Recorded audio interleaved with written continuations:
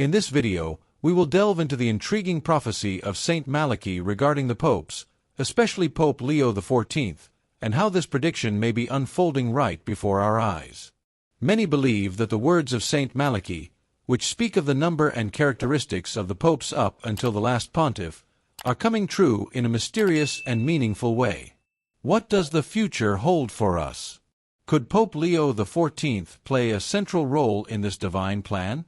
To share your faith and hope during this unique moment for the Church, write in the comments, "Lord, guide Pope Leo XIV with wisdom to fulfill your plan." A simple prayer that strengthens our trust in divine leadership.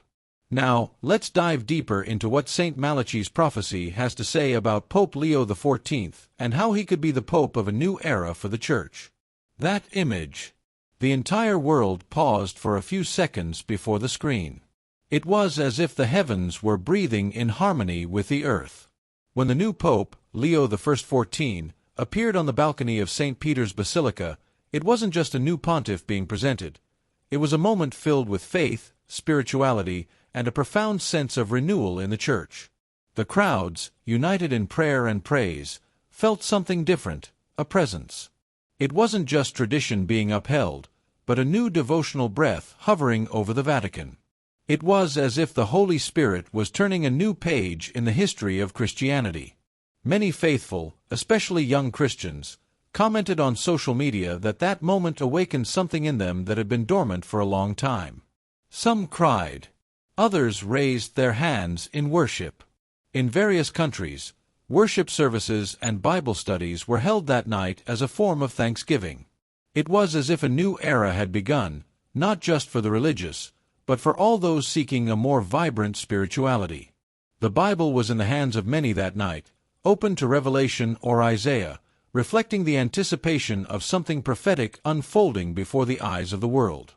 It wasn't a coincidence. It was as if, in that moment, the sermon of life was being proclaimed without words. The appearance of Leo XIV symbolized more than a papal transition. It was a sign that, in times of confusion, the Church can still surprise with simplicity, mercy, and a presence that speaks to the heart. And this raises an uncomfortable question for those with sharp eyes. Was that balcony simply the stage for an election, or the forewarning of something much greater, something already written centuries ago in the ancient records of faith? It was almost immediate. As soon as the name of Leo XIV echoed among the bells of the Vatican, an ancient manuscript began circulating quietly among the more attentive, the prophecy of Saint Malachy. Those who knew its lines, almost in whispers, began revisiting each expression, each symbol, each prophetic title attributed to the popes. Suddenly, what many had considered a historical curiosity took on a new light. In Christian youth groups, Bible study circles, and even in small home devotions, the topic resurfaced as an invitation to discernment, not through fear, but through faith. Religion has this. It feeds on memory and, at the same time, on hope. The prophecy attributed to the 12th century Irish archbishop was already known in the most devout circles, but now, with the election of Leo XIV, the text gained strength, like a spark on dry tinder. The idea that we might be walking toward the fulfillment of the final stage of the prophetic list brought a mix of unease and worship to the hearts of the faithful. It was as if Jesus Christ were drawing his people's attention to something urgent, not with a loud cry, but with that kind of restlessness that only the Holy Spirit provokes in those who are attentive. And then come the testimonies of faith. People who had been away from the Church for years returned to worship, moved by this intense spiritual atmosphere. Others began praying the rosary again, resuming daily prayer, meditating on the gospel with greater seriousness. This isn't superstition, but a spirituality that awakens, as if one were waking from a deep sleep. After all, what if that prophecy isn't just a medieval curiosity? What if it is, in fact, a spiritual map, a compass for times that have already begun to blow? The story begins almost cinematographically. An Irish archbishop, Saint Malachy, walks the roads of Europe toward Rome in the 12th century. It was a time of intense conflict, but also of profound expressions of faith. During this sacred pilgrimage, marked by prayer and contemplation, He is said to have received a surprising vision, a symbolic sequence of the future popes, from his time until the end of time. The vision, according to reports, was as intense as it was clear, and it was engraved in him as a calling, a sacred burden. It wasn't a daydream. It was a spiritual experience that changed his devotional mission. Imagine the weight of carrying such a revelation. Saint Malachy, known for his deep spirituality and prophetic gifts, didn't reveal the vision immediately. He kept it, just as Mary kept the words of Jesus in her heart. Only years later, the manuscripts were discovered, provoking admiration, but also skepticism. And this duality still pulses today. What's truly remarkable is how a simple man, in his faithfulness to Christianity, became a channel for something so grand. This teaches us that God can speak on any road, during any journey, so long as the heart is ready to listen. This origin is crucial because it provides context. We're not talking about a fabricated prophecy or one created for manipulation, but something that springs from the heart of the Catholic faith, during an era of saints, miracles, and spiritual reform. For those who wish to dive deeper, works like the great prophets of the Church, or even studying the life of Saint Malachy in daily devotionals, reflecting on his obedience and courage, are worth exploring. The prophecy, then, doesn't arise as something meant to scare us, but as an echo from heaven that has crossed the centuries, and continues to gently stir us today. What makes Saint Malachy's prophecy so intriguing is its structure. It's not a direct narrative or a linear timeline, but a list, 112 brief Latin phrases known as mottos, each supposedly representing a specific pope. Each expression is filled with symbolism, spirituality, and often mystery. For example, De Medietate Luni, of the half moon, has been interpreted by many as referring to Pope John Paul I, whose papacy lasted only 1 month, much like a waning moon. Coincidence? Mystery? Or perhaps a divine message encoded over centuries? These phrases don't mention names, but symbols, origins, coats of arms, and even behavioral patterns of the popes. What's fascinating is that, as the centuries passed, many observers saw precise connections between the mottos and the pontiffs. This sparked numerous studies in theological circles and among young Christians seeking signs of authenticity. On the other hand, it also fueled skepticism. Are these interpretations forced? Or are we encountering a spiritual intelligence working in mystery? During times of worship and praise, many believers reflect on these signs during Bible studies, seeking to discern where the prophecy touches reality. The most impactful, however, is at the end of the list. The 112th motto doesn't give a direct name but describes a time of trial, persecution, and judgment. It says, "In persecution extrema sre sedebit Petrus Romanus." In the last persecution of the Holy Roman Church, there will reign Peter the Roman. After him, there is no more. No new motto. A prophetic silence. This sparked various apocalyptic interpretations, discussions in sermons, and even collective prayers for discernment. The end of the list seems to mark not just the end of names, but the beginning of spiritual vigilance like never before. And this leads us to the moment when this list resurfaced, centuries later, for the world. Saint Malachy's prophecy was forgotten for centuries before mysteriously resurfacing in the 16th century, in the midst of religious fervor and ecclesial tension. Imagine the scene: Rome, 1595. The atmosphere was one of expectation and change. Amid spiritual fervor and the behind-the-scenes drama of a papal conclave, an ancient manuscript was published by a Benedictine monk named Arnold de Wyon. There, listed one by one, were the mottos of the popes, from the first to the last. For the faithful, it was as if the Bible had gained a prophetic appendix. The document quickly drew the attention of scholars, religious leaders, and even rulers.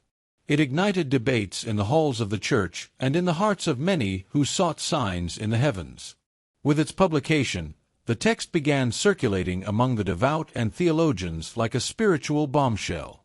Many began reviewing the names of previous popes, trying to match them with the Latin mottos described in the list.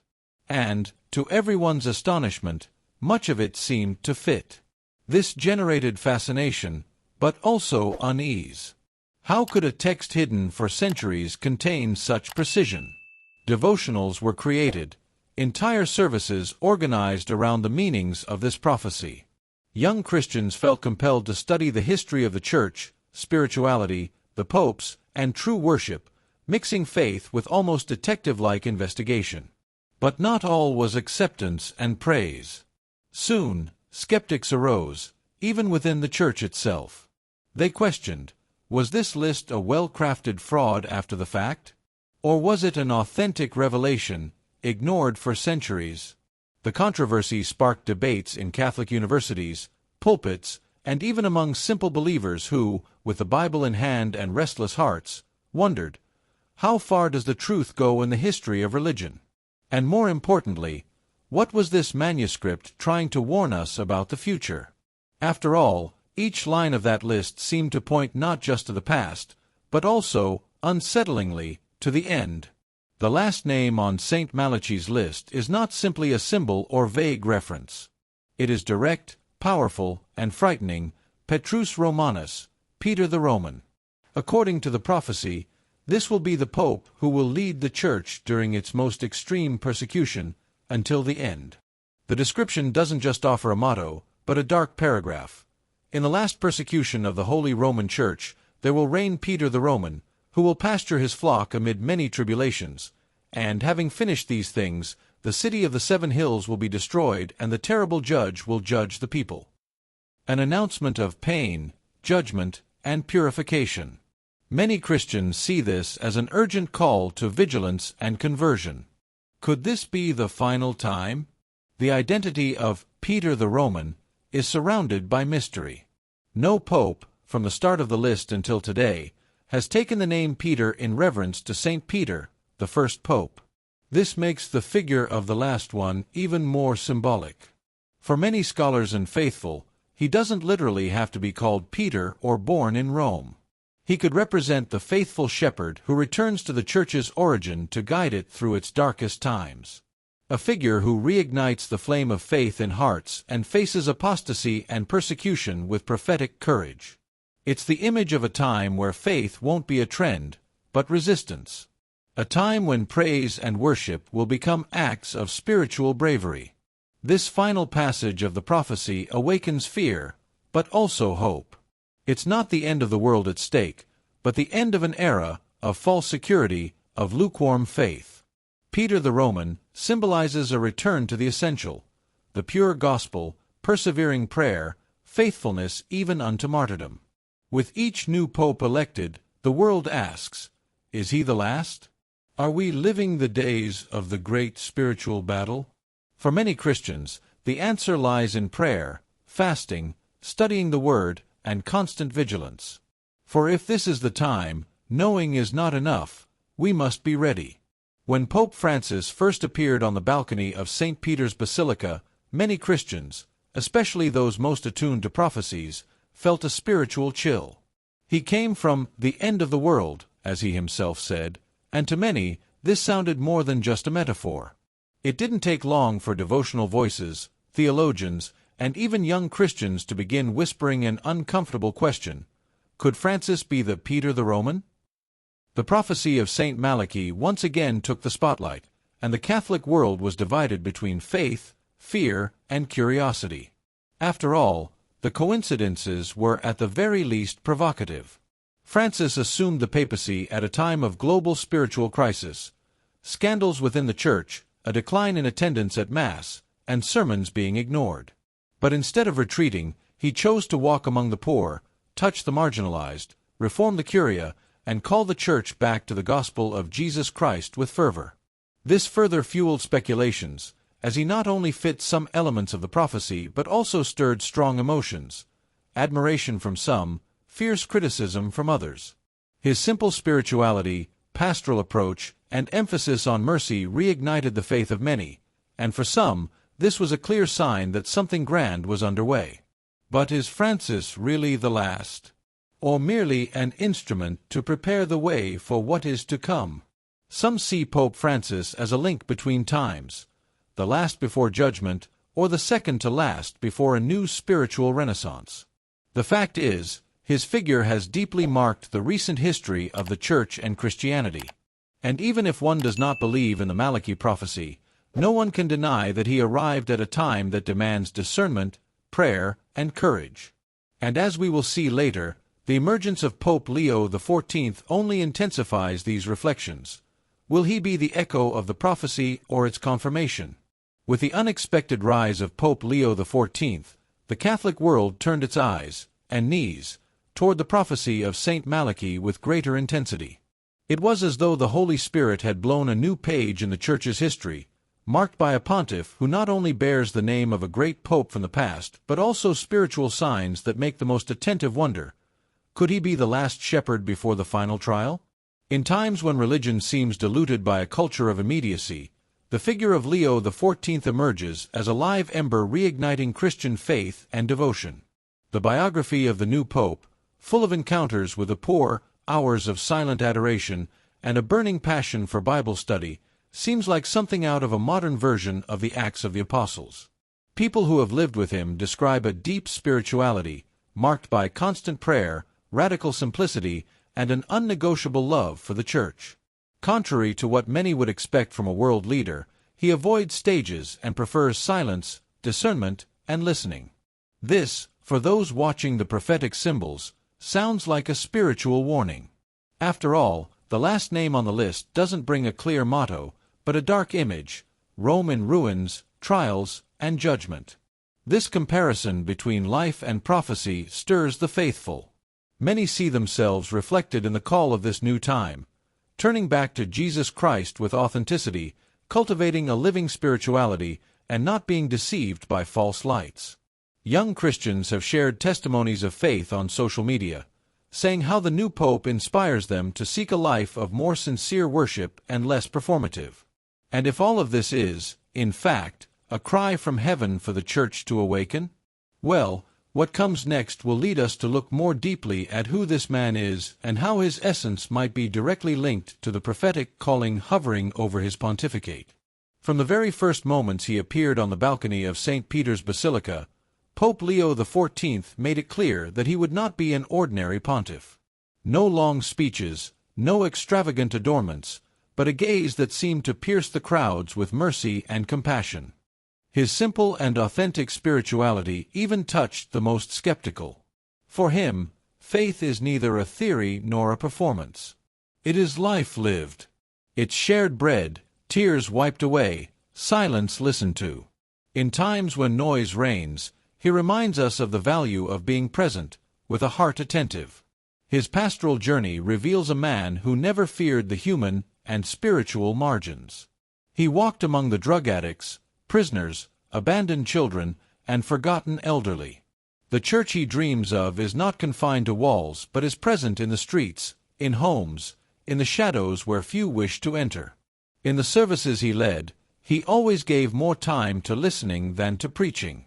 And that, in itself, was already a sermon.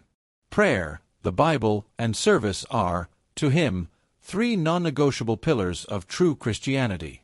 And at this point, young Christians have strongly identified with this pastoral model. It's curious how his silent actions speak louder than many eloquent speeches. One of the scenes that went viral was when he took off his shoes to enter the house of a poor widow. This isn't just humility, it's the living gospel. He teaches us that worship isn't just song, but presence. That praise isn't just music, but attitude. That the most powerful worship might happen outside of temples. Those who observe him notice, there's something deeply prophetic in this behavior. And could it really be a coincidence that such a peculiar figure appears right now, when the prophecy of Saint Malachy resurges with such force? In recent years, the Catholic Church has found itself amid profound and challenging theological debates. The pontificate of Pope Leo XIV is no exception. One of the biggest areas of discussion has been how to apply the teachings of Catholic tradition in light of the complex realities of the modern world. With a growing plurality of opinions on topics such as marital relationships, pastoral care for the divorced, and openness to certain social issues, theological tensions have become inevitable. This, of course, doesn't mean that the Church has lost its focus, but rather that, in the face of new times, discernment has become even more necessary. Documents such as Amoris Laetitia have been a light for some and a shadow for others. Pope Francis' Apostolic Exhortation, which talks about mercy and inclusion in difficult marital situations, has caused divisions within the Church itself. On one hand, conservatives argue that it weakens the Church's principles, while progressives see it as an opportunity for inclusion and deeper pastoral understanding. Pope Leo XIV, with his listening and welcoming posture, finds himself in the midst of this conflict, being both faithful to tradition and attentive to the demands of a church that needs to connect with the human realities of the 21st century. These theological debates are not just academic but have a direct impact on the lives of the faithful. What, in many cases, begins as a discussion between priests and theologians extends to families, young Christians, and communities. What does this mean for the devotional life of every Christian? How do these debates intertwine with personal prayer and biblical meditation?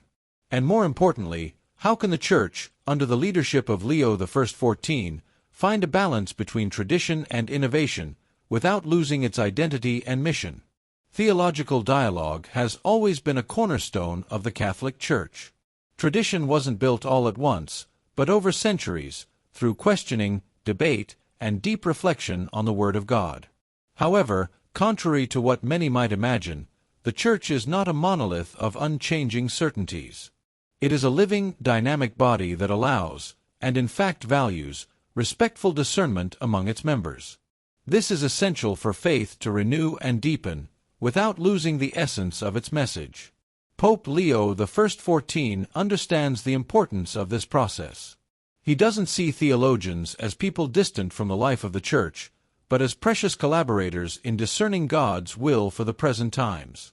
Unlike rigid leadership that imposes absolute answers, the new pope seeks a path of genuine dialogue, where space for reflection and the search for understanding is not only allowed but encouraged. Theology, in this sense, becomes a tool for discernment, a process in which prayer, Bible study, and devotional life intertwine, allowing for a deeper understanding of the truth. This practice of respectful dialogue does not mean that all opinions are equally valid, but rather that the Church will always seek the truth, maintaining a posture of humility and welcome. Leo XIV's sermon on the importance of listening to others, understanding different perspectives, even in disagreements, is a direct invitation to prayer and self-examination of one's faith. Far from being a source of division, as some might fear, theological dialogue can, in fact, be an instrument of spiritual unity, deepening Christian faith, and, above all, evangelization. For it is only in an environment of mutual listening that we can truly grow together in the love of Christ. The Church, as a living and active body, has been the stage for various reactions over the years, especially during times of transition and new pontificates. The arrival of Pope Leo XIV was no different. The diversity of reactions within the Church reflects the fact that it is not a static institution, but a community that constantly seeks renewal and discernment. Some welcomed his papacy with enthusiasm, feeling that his humility and pastoral approach were a response to many of the issues afflicting the modern world. Others, however, raised questions about the direction the Church could take under his leadership. In this context, the letters, biblical studies, and theological reflections that emerge within the Church stand out. Over the years, many priests and theologians have focused on the role of the Church in the modern world, reflecting on its commitment to the poor, pastoral care, and the importance of fidelity to tradition. But, as always, these reflections also generate constructive criticism. Some criticize the lack of clarity in certain papal documents, while others question the Church's adaptation to new social realities. However, these criticisms are often accompanied by proposals aimed at strengthening faith, reviving prayer, and deepening Christian spirituality. These reactions, far from weakening the Church, demonstrate its vitality. Instead of a unified monarchy without questions, the Church presents itself as a space for constant dialogue, where the pursuit of truth, the building of a more vibrant and profound Christianity, and the promotion of a more authentic faith are the main goals. For those who follow these debates and reactions, it's possible to see how the Christian faith intertwines with the realities of daily life, showing that the Church, in its essence, remains a place of transformation and spiritual building. Pope Leo XIV's papacy, with its attentive gaze on modern times, makes this search for renewal one of the pillars of his mission. Prophecy, far from being an instrument of fear or dread, should be seen as a deep call to faith. When we think of the prophecy of St. Malachy, especially regarding the 112th Pope, it's easy to fall into the temptation of viewing it as a threat or apocalyptic warning. However, if we look more deeply, we'll see that the true essence of the prophecy is to invite us to continuous conversion and perseverance in faith. Instead of shrinking from its enigmatic words, we are called to embrace the opportunity for spiritual renewal that it brings. Pope Leo XIV himself, with his humble pastoral style, is a reflection of this call.